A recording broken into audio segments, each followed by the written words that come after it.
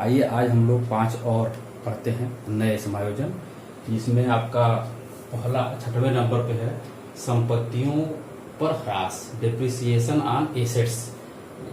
क्या होता है कि ह्रास यानी कि घिसावट। कुछ ऐसी संपत्तियां होती हैं व्यापार में, कुछ क्या सभी ऐसे है कि समय के वो प्रयोग करते करते उसमें कुछ घिसावट आती है, उसके मूल्य में कमी आती है, तो उसको हम लोग डिप्रिसिएशन कहते हैं। जैसे अगर हम बात करें कि मान लीजिए एक मशीन है, एक मशीन हमने 10,000 रुपये में खरीदा, 10,000 रुपये में हमने एक मशीन खरीदा।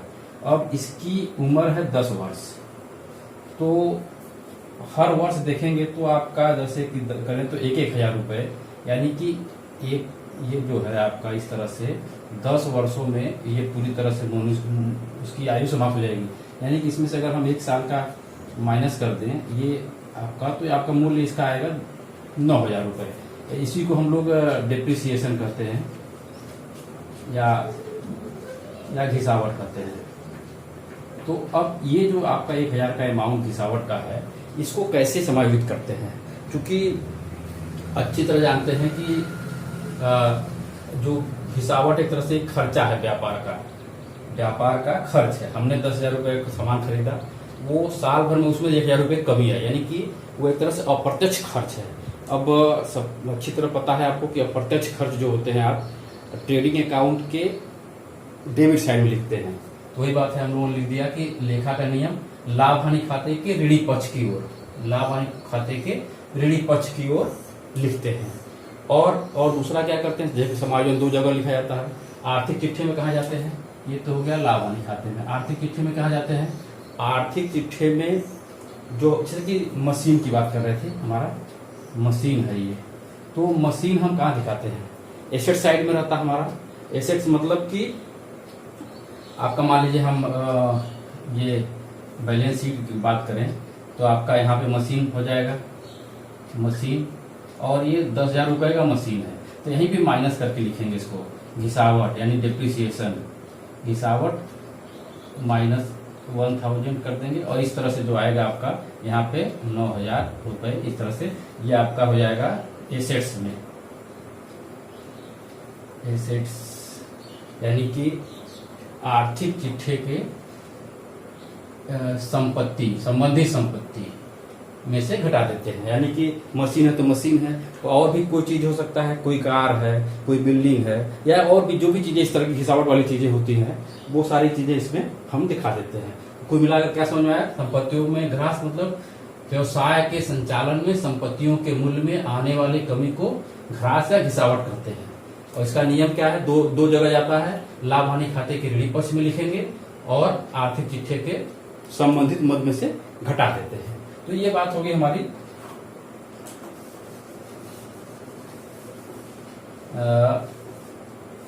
घिसावट के बारे में। अब अगला चलते हैं 7वें नंबर पर, संपत्तियों में मूल्य वृद्धि, appreciation in the value of assets.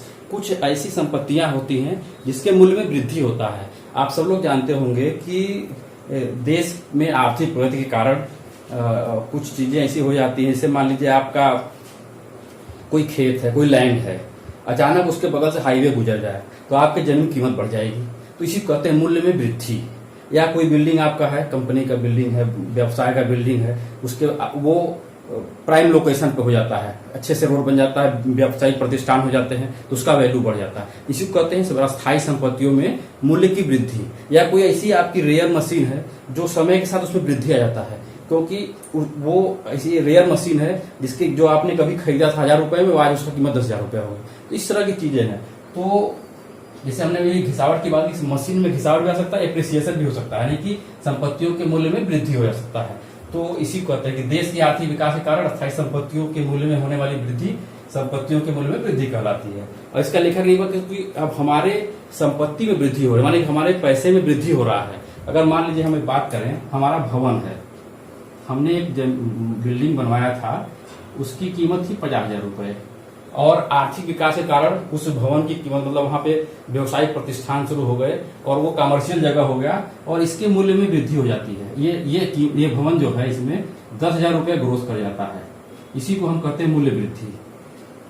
मूल्य वृद्धि तो आपका ये जो 10,000 रुपए है, एक तरह से हमारे भवन की कीमत अब 60,000 रुपए हो गई। तो ये 10,000 रुपए हमारे आय है, बिजनेस का आय है। जब आय होता है तो किधर लिखते हैं आप, लाभ हानि खाते के धनी पक्ष में। तो लाभ हानि खाते के धनी पक्ष की ओर लिखते हैं। और आर्थिक चिट्ठे में क्या करेंगे, क्योंकि भवन आपका जो वही बताया, बात किए थे एसेट, यहाँ पे अगर भवन होता है, एसेट साइड में होता है, तो यहाँ पे भवन लिखते हैं, भवन। उसी तरह से मान लीजिए आपका 50,000 का ये आ जा रहा है भवन, तो इसमें प्लस कर देंगे मूल्य वृद्धि। मूल्य वृद्धि आपका 10,000 रुपये हो जाएगा। तो ये इस तरह से 60,000 रुपये आप यहाँ पे अपना दिखा देंगे। तो आर्थिक चिट्ठे के संबंधित संपत्तियों में के मूल्य में जोड़ देते हैं, आर्थिक चिट्ठे के संबंधित संपत्तियों में इसको जोड़ देते हैं। तो कुल मिला क्या हुआ, जब मूल संपत्तियों के मूल्य में कमी आती है तो आर्थिक चिट्ठे संपत्ति पक्ष में उसको घटा देंगे, और जब मूल्य में वृद्धि होता है तो उसको उसमें जोड़ देते हैं। और दूसरा क्या होता है, क्योंकि घसावट एक हानि है तो उसको ऋणी पक्ष में दिखाते हैं लाभ हानि के, और मूल्य वृद्धि जो है आपका लाभ है व्यापार का, उसको धनी पक्ष में दिखाते हैं। व्यापार का इनकम होता है इसलिए उसको हम धनी पक्ष की ओर दिखाते हैं। ये आपका 2 हो गए। अब आइए अगला चलते हैं। अगला हमारा है पूंजी पर ब्याज। पूंजी पर ब्याज, ऋण पर ब्याज, एक ही तरह का है पूंजी। अब बात कर लेते हैं पूंजी किसे कहते हैं। पूंजी से आशय होता है कि ये 2 चीजें हैं, एक इसको जान लेना आवश्यक है आपका, व्यापार और व्यापारी। ये 2 हैं, व्यापार और व्यापारी। व्यापार से मतलब होता है जो बिजनेस हमारा है, मेरा ही बिजनेस, भले मैं उसका व्यापार, मैं ओनर हूं, मुझे व्यापारी कहते हैं, लेकिन ये दोनों अलग अलग होते हैं।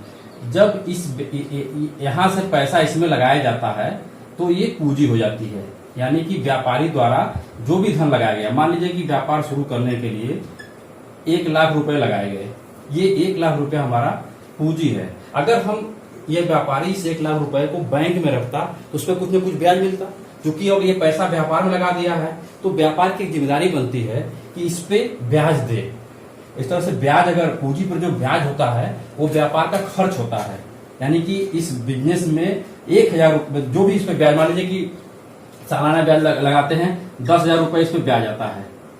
पूंजी पर ब्याज जो होता है आपका, पूंजी पर ब्याज, और ये ब्याज आपका एक तरह से व्यापार का खर्चा होगा, ये पैसा व्यापारी के पास जाना चाहिए। तो इसको क्या करते हैं कि आप देखिए बात करते हैं यहाँ पे लाभ हानि खाते, क्योंकि व्यापार का खर्च है तो लाभ हानि खाते के ऋणी पक्ष में दिखाएंगे। और दूसरी बात वो कहाँ जाएगा, तो क्योंकि पूंजी आपका एसेट साइड में, लाइबिलिटी साइड में होते हैं, दायित्व पक्ष में होता है, तो इस धनराशि को आप पूंजी में जोड़ दें। क्योंकि इस व्यापारी ने 1 लाख रुपए था, अब ये कहेगा कि मुझे 10,000 रुपए मत दीजिए, ये 10,000 रुपए मुझे नहीं चाहिए, आप इसको बिजनेस में लगा दीजिए। जब बिजनेस में लगाएंगे नहीं कि पूंजी इसका बढ़ जाएगा, उसका जो कंट्रीब्यूशन है व्यापार में, पहले 1 लाख था, अब 1,10,000 रुपया हो जाएगा।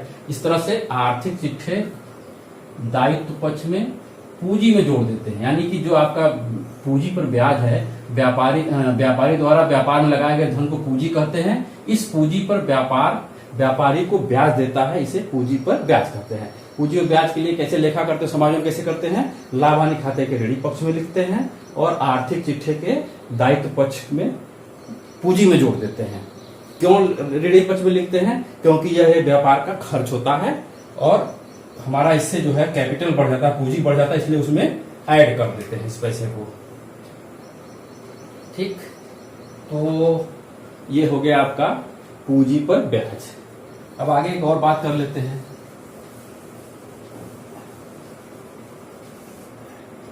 अगला आपका है ऋण पर ब्याज। जिस तरह से पूंजी पर ब्याज होता है उसी तरह से ऋण पर ब्याज। ऋण क्या होता है, किसी अन्य व्यापारी, मान लीजिए व्यापार में इसने पैसा लगाया, 1 लाख रुपया लगा दिए मान लीजिए, ये तो आपका पूंजी हो गया, लेकिन व्यापार में और धन की जरूरत है तो किसी अन्य से, मान लीजिए कि ए नाम के व्यापारी से यहाँ पे पैसा ले करके 1 लाख रुपया और लगा देता है, तो ये जो 1 लाख रुपया होता है इसको हम ऋण कहते हैं, उधार बोलेंगे। और ऋण पर भी जो है उसी तरह से जैसे इनको ब्याज दिए थे इसी तरह से इनको भी ब्याज देना होगा। तो ये भी कहेंगे कि आप पैसा मुझे ब्याज न दे करके, ब्याज उसी तरह ब्याज खर्चा होता है, तो यहाँ पे लाभ हानि खाते के ऋणी पक्ष में दिखाएंगे और आर्थिक चिट्ठे के दायित्व पक्ष में ऋण में जोड़ देते हैं। यानी कि जो ऋण का अमाउंट है, धनराशि, जिससे जिस तरह से पूंजी पर ब्याज लगा उसी तरह से ऋण पर भी ब्याज लगा देंगे। तो ये दोनों एक साथ जैसा है, बस इसमें ध्यान ये रखना है कि दायित्व आर्थिक चिट्ठे में पूंजी में जोड़ते हैं, यहाँ पे आर्थिक चिट्ठे में ऋण की राशि में जोड़ देते हैं। ये तो आपका ये हुआ। अब आगे चलते हैं हम लोग, आज का अंतिम समायोजन, आहरण पर ब्याज। तो हम समझ लेते हैं कि आहरण क्या होता है। आहरण मतलब ड्राइंग जो होता है आपका, ये जो कम है, तो जब व्यापारी अपने निजी प्रयोग के लिए, खुद के स्वयं के उपभोग के लिए, खुद के उपभोग के लिए व्यापार से धन या माल, धन निकालता है या वस्तु निकालता है व्यापार से, तो उसको हम आहरण करते हैं। यानी कि एक तरह से देखा जाए कि जो इसने पूंजी इसमें लगाई है, इसी पूंजी में से माइनस कर देते हैं, आहरण जो होता है उसको हम आहरण कर देते हैं। यानी कि आप पूंजी की धनराशि में से पैसा निकाल देते हैं, तो जो आता है तो वो आपका व्यापार आहरण हो जाएगा। यानी कि व्यापार से व्यापारी ने अपने लिए कुछ धन निकाल लिया। अब क्या होता है, अब ये आहरण पैसा, मान लीजिए इसने 10,000 रुपए निकाल लिए, 10,000 रुपए व्यापार से उसने निकाल लिए। अब इस 10,000 रुपए पर इस व्यापारी को ब्याज देना होगा। किसको देना होगा? बिजनेस को, व्यापार को। तो इस तरह से आपके व्यापारी द्वारा जो ब्याज दिया जाता है, आहरण पर ब्याज, ये जो आहरण पर ब्याज है, ये व्यापारी देता है व्यापार को। इस तरह से व्यापार का ये इनकम होता है, आय होता है, व्यापार का आय होता है। व्यापारी द्वारा व्यापार से धन वस्तु स्वयं के उपभोग के लिए निकाला जाता है, उसे आहरण करते, बात हो गई। इस आहरण की राशि पर व्यापारी व्यापार को ब्याज देता है, जिसे आहरण पर ब्याज करते हैं। यह व्यापार का आय होता है। और इसे क्या करते हैं, लाभ हानि खाते, जो कि आय जानते हैं, धनी पक्ष में लिखा जाता है। जो भी इनकम होता है, अप्रत्यक्ष इनकम है, इनडायरेक्ट इनकम है, उसको हम अपने पीएल अकाउंट के क्रेडिट साइड धनी पक्ष में दिखाएंगे। और आर्थिक चिट्ठे में क्या करते हैं, आर्थिक चिट्ठे के दायित्व पक्ष में जो पूंजी है आपका, पूंजी से घटा देते हैं। यानी कि हमारी पूंजी कम हुई एक तरह से वो। ठीक है, तो आज हम लोग जो है ना इतना बातें कर लिया है। अब 10 प्रकार के समायोजन की बात कर लिए थे, उसको अब आगे बात करते हैं। अगला हमारा जो है 11वां समायोजन, अशोध या अप्राप्त, जिसको बैड डेप्ट कहते हैं, यानी खराब, अशोध ऋण। ऐसा उधार जो हमने उधार दिया है और पूरी उम्मीद है कि वो अब हमको नहीं मिलेगा, तो उसको हम बैड डेप्ट कहते हैं, खराब ऋण कहते हैं, अशोध ऋण कहते हैं, या अप्राप्य ऋण कहते हैं। तो व्यवसाय में दिए गए कुल ऋण में से कुछ ऋण ऐसे होते हैं जो किसी कारणवश वसूले नहीं जा सकते, उसको हम अशोध ऋण कहते हैं। यानी कि ऐसे तमाम ऋण होते हैं जो कि हम वसूल नहीं कर सकते हैं, उसको हम लोग अशोध ऋण कहते हैं। जो वसूले नहीं जा सकते तो उसको हम अशोध ऋण कहते हैं। तो चूंकि अशोध ऋण एक तरह से व्यापार का हानि हो जाता है, पैसा दिया वो मिलेगा नहीं, यानी कि खर्चा हो गया लेकिन वो वापस नहीं, इसलिए उसको हम खर्च में दिखाते हैं। वो अप्रत्यक्ष खर्च है, तो उसको हम लाभ हानि खाते के ऋणी पक्ष में दिखाएंगे। हमारा लेखा का नियम हो जाएगा लाभ हानि खाते के ऋणी पक्ष में। और आर्थिक चिट्ठे में क्या करते हैं, आर्थिक चिट्ठे में संपत्ति पक्ष में जो देनदार होते हैं, जो डेब्टर्स हमारे होते हैं, जो हमने विभिन्न प्रकार के ऋण बांटे हैं, उसमें से माइनस कर देते हैं, उसमें से घटा देते हैं। यानी कि हमारे जितने भी देनदार, मान लीजिए हमने 10,000 रुपए उधार दिया हुआ है और उसमें से 1,000 रुपया नहीं मिलेगा, तो हम 1,000 माइनस कर देंगे। तो इस तरह से ये अशोध ऋण का लेखा हो जाता है। एक चीज और आता है, अगर मान लीजिए अशोध ऋण आपके तलपट में दिया गया है, अशोध ऋण आपके तलपट में कहीं दिया गया है, तो सिर्फ उसका लेखा पीएल अकाउंट में करेंगे, यानी कि लाभ हानि का उसके आर्थिक चिट्ठे में नहीं लिखेंगे, क्योंकि तलपट में होने का मतलब होता है कि वो समायोजित ऑलरेडी हो चुका है, वो एक खर्चे के रूप में दिखाएंगे और उसको हम लोग ऋणी पक्ष में दिखा देंगे, लाभ हानि खाते के ऋणी पक्ष में। अब आगे चलते हैं, अगला हमारा है अशोध या संदिग्ध ऋण के लिए संचितीय आयोजन, प्रोविजन फॉर बैड या डाउटफुल डेब्ट। ये क्या होता है, जैसे कि मान लीजिए हमने बताया कि कई लोगों को हमने उधार दिया हुआ है अब उसमें से क्या किए कि मान लिए 10 लोगों को हमने दिया हुआ उधार, उसमें से मान लिए कि 2 लोग हमको नहीं देंगे, उन 2 लोगों को घटा दिए, अब 8 लोग बचे हुए हैं। हम 8 लोगों में से ये दावे के साथ नहीं कह सकते हैं कि ये जो 8 लोग हमारे पास हैं ये सभी के सभी हमको उधार दे ही देंगे, हमारा वापस कर देंगे। इसमें से भी डाउट रहता है यार, हो सकता है 2 लोग न दें, तो उन 2 लोगों का जो अमाउंट है उसको भी हम एडजस्ट करते हैं, उसके लिए व्यवस्था करते हैं, उसके लिए कोष रखते हैं, उसके लिए रिजर्व करते हैं। मान लीजिए कि हमने मान लीजिए वही बताया 10,000 रुपया हमने दिया है उधार, 1,000 रुपया मान लीजिए बैड डेप्ट हो गया, अब बचा हमारा 9,000। अब इस 9,000 में से भी मेरे पास ऐसे हैं 1,000 रुपया ऐसा है जो 2 लोग हमने बांटा है, वो 2 लोग हमको नहीं वापस करेंगे, तो उस 1,000 के लिए 1,000 का रिजर्व कोष रख लेते हैं। ताकि क्यों रखते हैं? ताकि हमारा जो व्यवसाय की वास्तविक स्थिति का ज्ञान हो सके, ताकि व्यवसाय के वास्तविक स्थिति का ज्ञान प्राप्त हो सके। और यही हमारा उद्देश्य भी होता है कि हम जो भी बैलेंस शीट बना रहे हैं या फाइनल अकाउंट्स बना रहे हैं उससे हमारे व्यापार के वास्तविकता का पता चले। तो इस बात को ध्यान में रखते हुए संदिग्ध ऋणों के लिए आयोजन संचिति या आयोजन करते हैं, रिजर्व या प्रोविजन फॉर बैड या डाउटफुल डेब्ट के लिए। तो कुल देनदारों में से अशुद्ध ऋण को घटाने के बाद कुछ ऐसे ऋण होता है जिसको वसूल नहीं करते हैं, उसको दुविधा होता है। ऐसे लोगों को जो है, जो बात हमने कहा वही सब लिख दिया हूँ, इसको आप कायदे से लिख लीजिएगा, परिभाषा लिख के याद कर लीजिएगा, और समझ लेंगे तो और अच्छा रहेगा, याद करने की जरूरत नहीं पड़ेगी। अब फिर आते हैं लेखा का नियम। जैसे कहा कि हमने उसके लिए रिजर्व कोष यानी कि वो 1,000 रुपया अलग से रख लिए हैं, उससे कोई बिजनेस नहीं करेंगे। एक तरह से वो पैसा मेरा फंसा हुआ है, एक तरह से वो व्यापार का खर्चा है, कल को वो आ भी सकता है, नहीं भी आ सकता है। आ गया तो लाभ में चला जाएगा, नहीं आया तो वो खर्च में रहेगा ही। तो उसका लेखा कैसे करते हैं, समायोजन कैसे करते हैं? तो लाभ हानि खाते के ऋणी पक्ष में, जैसा बताया कि व्यापार का अप्रत्यक्ष खर्च है वो, तो वो लाभ हानि खाते के ऋणी पक्ष में लिख देंगे। और दूसरा है आर्थिक चिट्ठे में क्या करते हैं? आर्थिक चिट्ठे में जो संपत्ति पक्ष में हमारे देनदार होते हैं उनमें से घटा देते हैं। जिस तरह से बैड डेट को घटाए थे उसी तरह से देनदारों को भी घटा देते हैं। ये संदिग्ध ऋणों के लिए जो संचिति करते हैं, जो रिजर्व कोष रखते हैं, उसको भी हम माइनस कर देते हैं। आइए अब इसमें आगे एक चीज और आता है। जैसे मान लीजिए कि हमने कहा कि जो ये डाउटफुल हमने 1,000 रुपया बचा के रखा हुआ, हो सकता है उसमें से 500 रुपया वापस आ जाए, 500 रुपया हमारा डाउटफुल रूप में डूबे। तो इस चीजों की व्यवस्था कैसे करते हैं? तो ये इसका एक फार्मूला होता है। अशुद्ध ऋण जो आपका होता है, जैसे मैंने बताया कि अशुद्ध ऋण अगर तलपट में दिया गया है तो पहले वाला अशुद्ध ऋण तलपट में अगर होता है तो ये खाली लाभ हानि खाते में दिखाएंगे। फिर नया अशुद्ध ऋण हो सकता है जो कि समायोजन में दिया रहेगा, तो उसको इसमें जोड़ते हैं, अशुद्ध ऋण में नया समायोजन जोड़ देते हैं।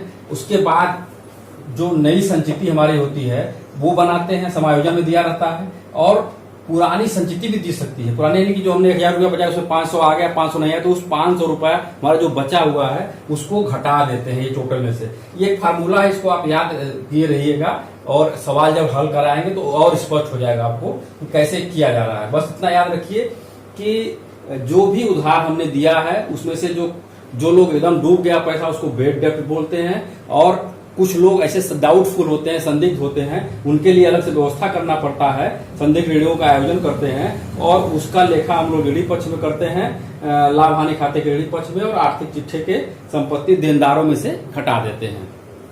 ये तो हमारे हो गए 2 समायोजन। अब आगे चलते हैं 13वें नंबर पर, आज देनदारों के लिए छूट की संचिति। अब क्या करते हैं? इसे मान लीजिए हमने बात किया कि 10,000 रुपया दिया, उसमें से 1,000 रुपया इसे यहाँ पे लिख लेते हैं। जैसे हमने 10,000 रुपया ये उधार दिया है और इसमें से माइनस करते हैं 1,000 रुपये, तो अब जो बचता है 9,000 रुपया हमारा, और इसमें से फिर माइनस करते हैं 1,000 रुपया डाउटफुल डेब्ट के लिए, तो अब बचता है 8,000 रुपये। अब ये जो 8,000 रुपया हमारा फाइनल बचा हुआ है, इस रुपये को हम पूरी तरह से ये नहीं कर सकते हैं कि ये जल्दी अब इसके लिए क्या करते हैं? इसको वसूली के लिए तरीका अपनाते हैं कि चलो भाई कैसे आएगा, तो इसमें करते हैं, अगर आप हमको देते हैं तो हम आपको जो है छूट देंगे, 5%, 2%, 4% छूट देंगे, तुम्हारा पैसा जल्दी आ जाए। तो इसके लिए देनदारों के लिए छूट के आयोजन करते हैं, उसके लिए रिजर्व कोष रख लेते हैं कि हाँ हम इसको 5% दे रहे हैं, तो हमारा जो पैसा खर्च हो रहा है उसके लिए जो है रिजर्व कोष बना के रख लेते हैं। तो उस छूट के लिए यानी कि शेष बचे देनदारों से शीघ्र भुगतान पाने के उद्देश्य से छूट की संचिति किया जाता है। यह व्यापार का अप्रत्यक्ष खर्च है, यह व्यापार का आपका अप्रत्यक्ष खर्च है। और इस खर्च का लेखा, चूंकि अप्रत्यक्ष खर्च है तो इसका भी वही काम करेंगे, लाभ हानि खाते के ऋणी पक्ष में और आर्थिक चिट्ठे के संपत्ति में देनदारों में से घटा देते हैं, जैसा अब तक करते आ रहे हैं। सेम वही चीज करना है आपको। तो ये बातें हो गई, आगे चलते हैं। उम्मीद करते हैं कि आप लोगों को स्पष्ट हो रहा होगा। इसको एक बार और पढ़ेंगे तो और स्पष्ट हो जाएगा। फिर आगे आते हैं आपको, तो ऐसे जिस तरह से हमने डेप्टर्स के लिए व्यवस्था किया, उसी तरह से क्रेडिटर्स के लिए भी व्यवस्था करता है, यानी कि लेनदारों के लिए, जिससे हमने जो है उधार लिया है। अब वो कहेगा कि आप अगर हमको जल्दी चुका देंगे तो आपको हम जो है छूट देंगे।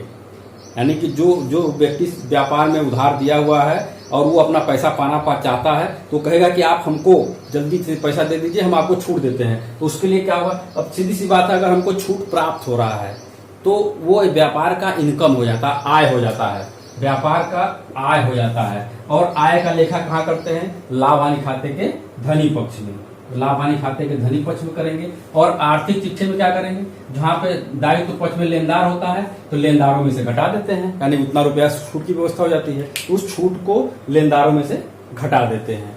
तो ये आपका मोटा मोटी हो गया समायोजन। 5 प्रकार के बात कर लिए, अशुद्ध ऋण संचिति, देनदारों के लिए छूट का आयोजन, लेनदारों के लिए छूट का आयोजन। अब एक छोटा सा और बचता है कि माल जो है दान में या नमूने में दे देते हैं। जो हमने माल हमारा परचेज करके लाए, क्रय करके लाए, क्रय का लेखा कहाँ करते हैं, व्यापार खाते में। तो क्रय करके जो वस्तुएं आकर के रख दी गई हैं और इन वस्तुओं में से कुछ वस्तु जो है हम दान में दे देते हैं, कुछ नमूने के रूप में, सैंपल के रूप में बांट देते हैं। तो क्या होगा, आपके जो परचेज करके हमने ला करके रखा है, मान लीजिए कि इतना वस्तु हम खरीद कर ला करके क्रय करके रखे हैं, इसमें से इतनी वस्तुएं, ये वस्तुएं जो है हमने दे दिया। एक तरह से देखा जाए तो हमारा जो है, मान लीजिए कि 10,000 रुपए का हमने परचेज किया हुआ है, अब इसमें से 1,000 रुपया हमने बांट दिया ये नमूने का, तो बचा हमारा कितना, 9,000 रुपया। तो अब ये 9,000 पे ही हम बिजनेस करेंगे। तो इसी तरह से क्या करते हैं, इसका लेखा क्या करते हैं, सिंपल सी बात है, व्यापार खाते के ऋणी पक्ष में क्रय में से घटा देते हैं। पहली बात, व्यापार खाते के ऋणी पक्ष में क्रय में से घटा देते हैं। दूसरा क्या करते हैं, यह एक तरह से व्यापार का खर्च भी है, अप्रत्यक्ष खर्च है ये क्या है, अप्रत्यक्ष खर्च है हमारा। तो इसको क्या करेंगे, इस खर्च को लाभ हानि खाते के ऋणी पक्ष में दिखा देंगे। 2 जगह समायोजन हो गया, एक तो व्यापार खाते में क्रय में से घटा दिए, दूसरा लाभ हानि खाते के ऋणी पक्ष में से घटा दिए। अब तीसरा तो होता नहीं, हमने बताया था समायोजन 2 जगह लेखा किया जाता है।